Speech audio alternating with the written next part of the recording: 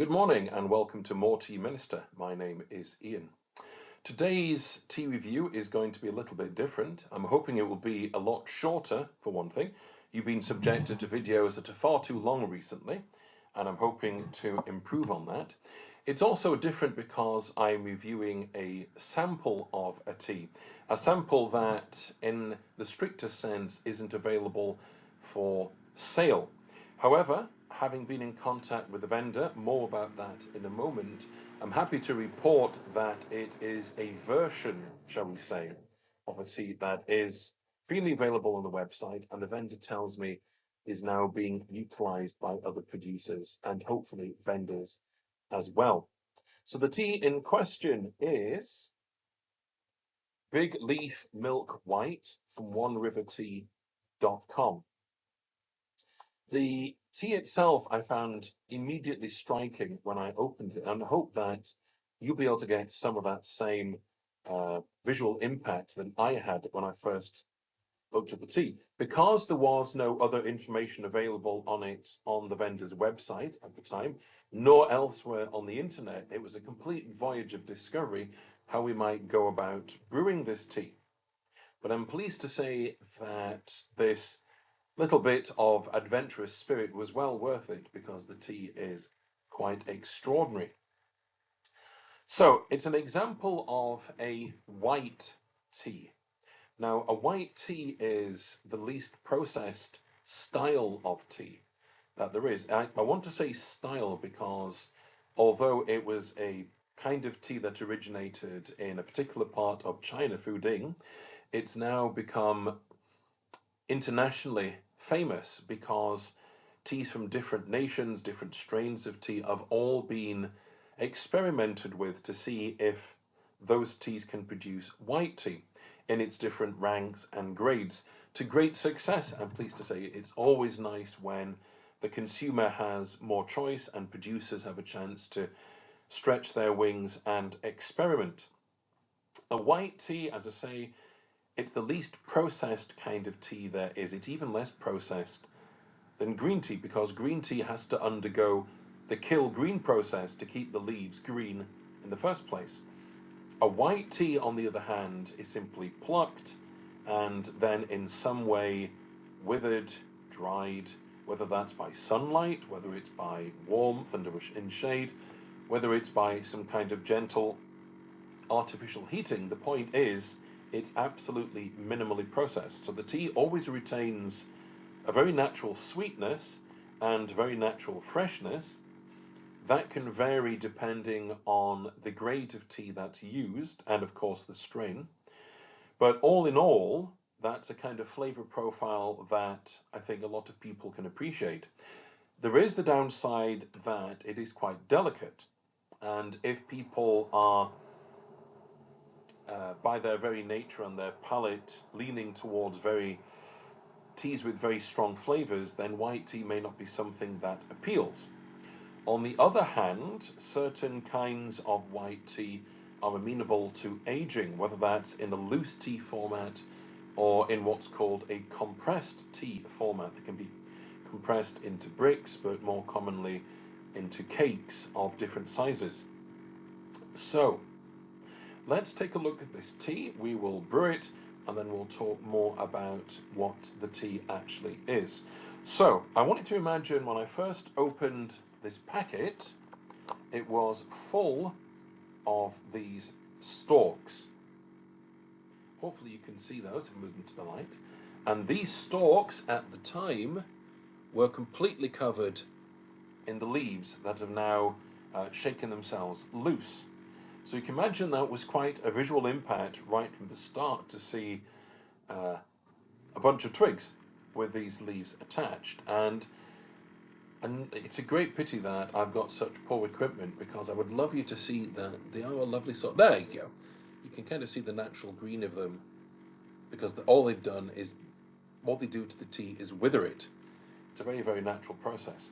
So, unfortunately, only a couple of the leaves remain attached to the stalks, but we're going to treat the tea the way that I treated it when it was purely guesswork. I'm going to put the stalks straight into our trusty transparent jug.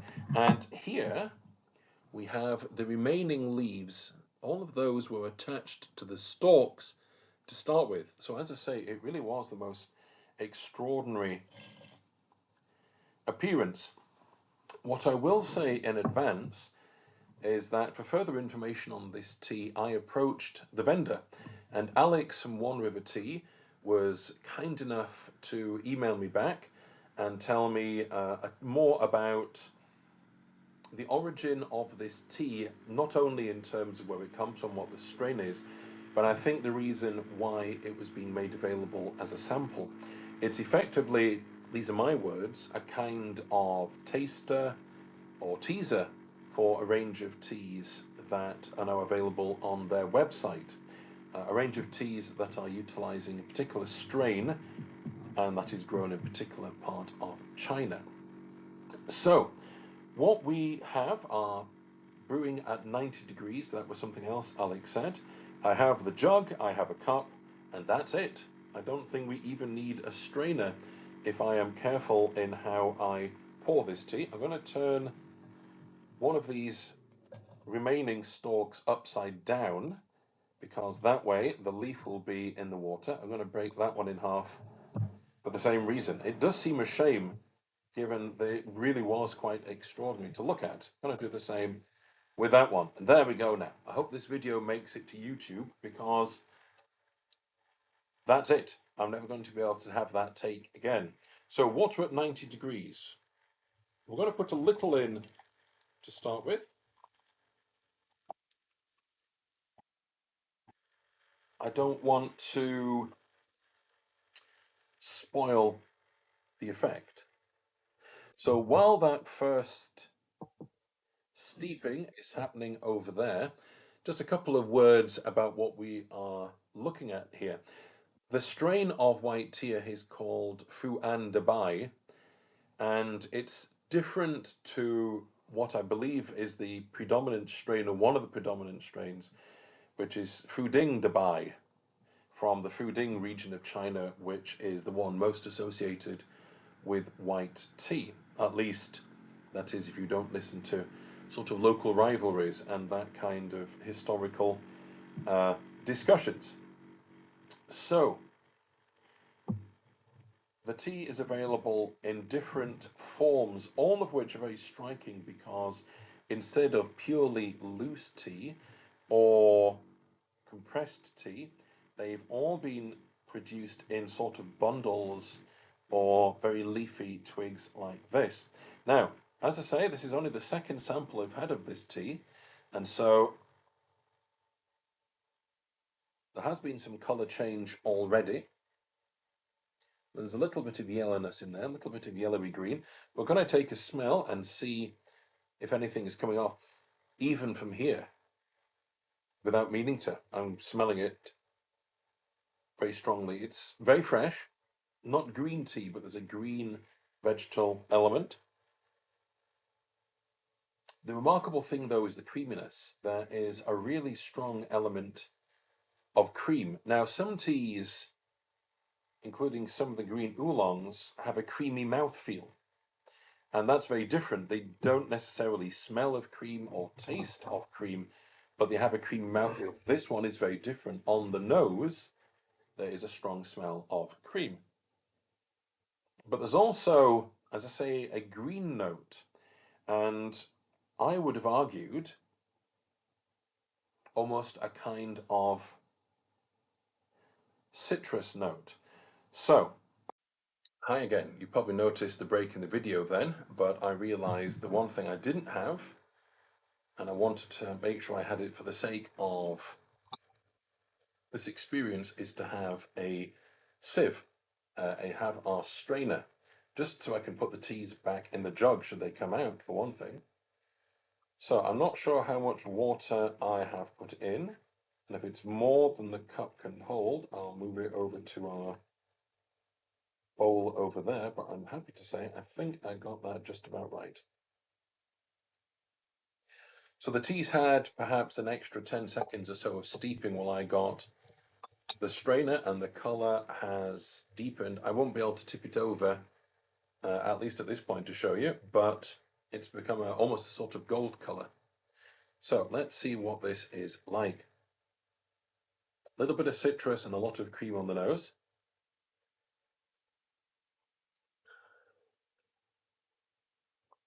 And that's what comes out in the taste.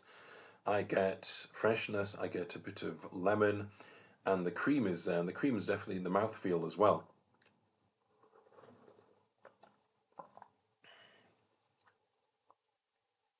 It's got, having tried a couple of other white teas, the greenness of it and the straight up sweetness is something that I found in other white teas, but that creaminess and that citrus note, they're definitely standout characteristics.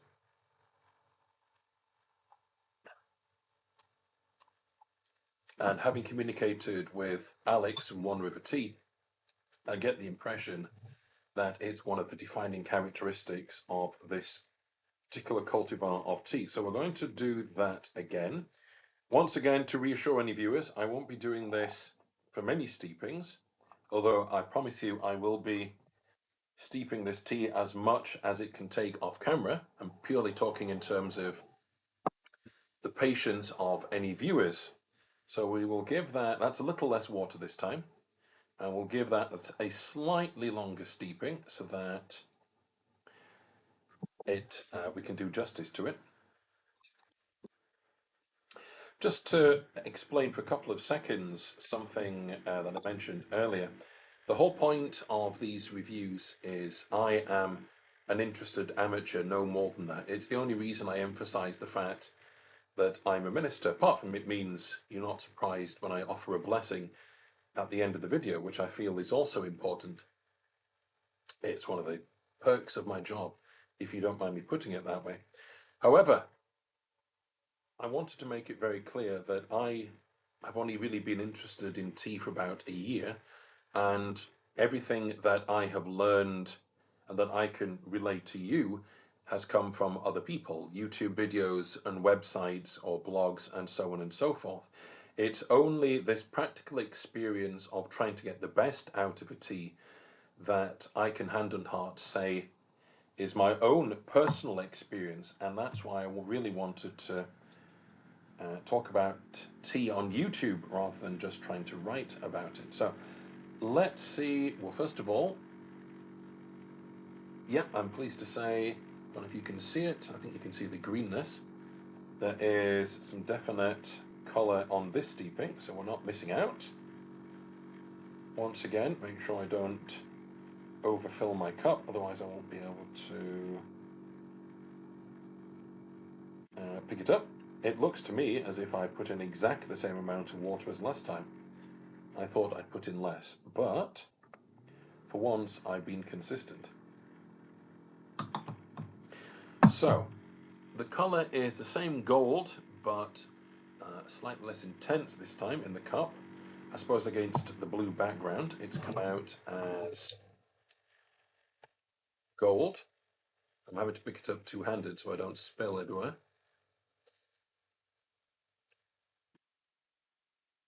The cream has receded a little, but the lemon has come to the fore. So you still have a lovely combination of both citrus and cream, which is very characteristic, I would say, and unsurprisingly, if that's in the nature of this strain of tea. I shall come to that when it's cooler. So this has hopefully been a shorter video. Not my finest if I've had to do a cut and do a second video, but we roll with the punches. What can I say about this tea? It's been hugely interesting to try it. It's available in different forms from the same vendor, One River Tea, and apparently the same strain or cultivar is being used by other producers, so keep your eye out for the Fu'an Dabai strain. I'll put some of these details in the box below if anybody wishes to pursue the matter further. I don't want to be accused of any sort of commercial interest, so I'll just put that technical information in below. All that refrains for me to say is, can I recommend this tea? First of all, yes. Does it taste good? For my palate, citrus and cream, put those together, it's a zero carb pudding. That's the first thought that occurred to me. Is it easy to brew? Yes. It doesn't get any simpler, provided you remember to bring a strainer with you, and even that wasn't really needed. Is it readily available? Well, we've already explained that it's a question of different formats of the same strain of tea, and please do look out, if you're interested, for other producers and other vendors working with the same material. So now it remains for me to simply say happy steeping and God bless.